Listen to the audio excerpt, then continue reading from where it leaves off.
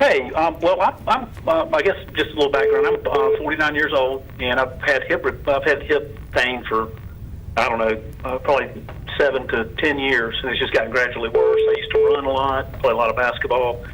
I've seen a couple orthopedic surgeons in the past year and a half, and both recommended a hip replacement after less than 10 minutes in the room with me.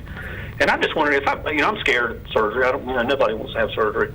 But I'm just wondering, from a recovery standpoint, can I expect to be able to run and play basketball, play tennis, or is it more of a low-impact sport that I need to look forward to in the future, like golf and walking?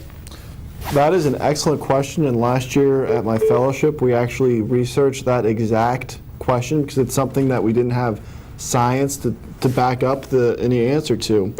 So the only way, first I have to ask you, when's the last time you've played basketball or lifting or anything like that?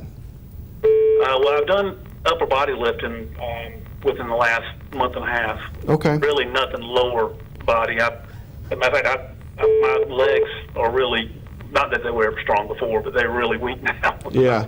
So if you've played basketball before in the past, I think that that's a completely reasonable thing to get back to. Are you going to be playing like you did back when you were 21?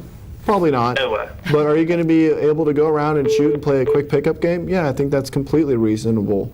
We did a total hip on a patient last year up in Richmond who was running marathons on it. Now, I don't recommend that because it's your hip. You can treat it how you want to, but you do want it to last as long as possible. So it's your replacement. Treat it like a nice car is the best thing I can tell you.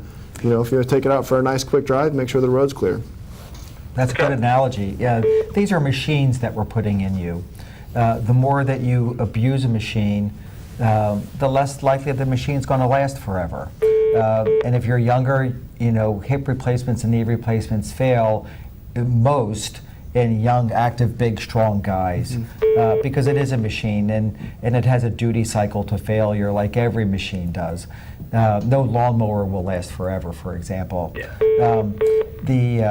Having said that, we have a partner who's a hip and knee replacement and a shoulder replacement specialist who has had hip replacements, and he goes skiing every year, and he's a marvelous skier. And has jumped out of helicopters to go down mountains that are too high to climb. So the world is full of examples of eclectic athletes that go on and do their athletic activities. Even Olympic level athletes have had artificial joints at some parts of their body.